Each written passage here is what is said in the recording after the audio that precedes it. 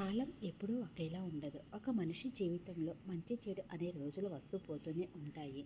కాలం ఎల్లప్పుడూ మంచిగా ఉండిపోవడము లేదా పూర్తిగా చెడ్డగా ఉండిపోవడం జరగదు.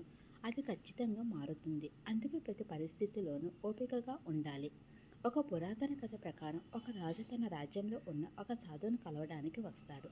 సాధువును తన రాజభవనానికి వచ్చి విందుని స్వీకరించమని కోరుతాడు. దానికి సాధువు ఒప్పుకుంటాడు. అహంకారం లేకుండా మరుసటి రోజు సాధువు రాజభవనానికి వస్తాడు. రాజు అతనికి ఎంతో సేవ చేస్తాడు. ఒక పెద్ద రాజ్యానికి చక్రవర్తి అయినప్పటికీ ఎలాంటి అహంకారం లేకపోవడం సాధువుకి ఎంతో సంతోషాన్ని ఇస్తుంది. రాజభవనాన్ని వీడి వెళ్లే ముందు రాజుకు ఒక తాయెత్తుని ఇస్తాడు. ఆ తాయెత్తులో ఒక కాగితంపై మంత్రాన్ని రాసి పెట్టానని చెబుతాడు. అయితే మంచి రోజుల్లో మాత్రం ఆ తాయెత్తుని తెరవవద్దని చెబుతాడు. రోజులు బాగోకలేకపోయినప్పుడు ఈ తాయెత్తును తెరిచి కాగితంలోని అద్భుతమైన మంత్రాన్ని చదవమని చెబుతాడు. రాజు అతని సలహాను పాటిస్తానని మాట ఇచ్చి ఆ తాయెత్తుని మెడలో వేసుకుంటాడు. రోజులు గడుస్తూ ఉంటాయి.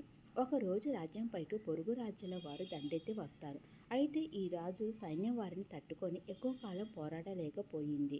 రాజు మాత్రం తన ప్రాణాలను కాపాడుకొని అడవిలోకి పారిపోయాడు. అడవిలో అతనికి ఒక గుహ కనిపించింది. ఆ గుహలో దాక్కున్నాడు. తాయెత్తు మహిమ. గుహ బయట సైనికుల అడుగుల చప్పుడు వినబడింది. అది తాను పట్టుకోవటానికి వచ్చిన శత్రువులే అనుకున్నాడు. తాను ఇక దొరికిపోతానని, జీవితం ముగిసిపోతుందని భావించాడు. వారికి దొరికిపోయే కన్నా తనకు తానే ప్రాణాలు తీసుకుంటే మంచిదనుకున్నాడు. అదే సమయంలో సాధు తనకిచ్చిన తాయెత్తు గుర్తుకొచ్చింది. వెంటనే ఆ తాయెత్తును తెరిచి అందులోంచి కాగితాన్ని బయటకు తీశాడు. ఆ కాగితంపై ఈ సమయం కూడా గడిచిపోతుంది, ఓపిక పట్టండి అని రాసి ఉంది. అది చదివిన రాజుగా కాస్త ఊరటగా అనిపించింది. రాజు ఆ గుహలోనే కొన్ని రోజులు జీవించాడు. బయటి నుంచి ఎలాంటి చప్పులే వినిపించడం లేదు.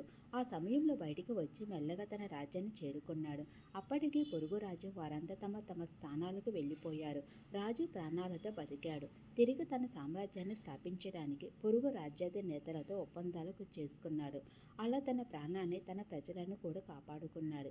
ఈ కథ ఒక విషయాన్ని చెబుతుంది. చెడు రోజుల్లో చెడుగా ఆలోచించవద్దు. అలాగని మంచి రోజుల్లో ఉన్నప్పుడు అహంకారంగా ప్రవర్తించవద్దు. ఏ కాలమైనా ఉండిపోదు. దాని సమయం పూర్తవ్వగానే గడిచిపోతుంది.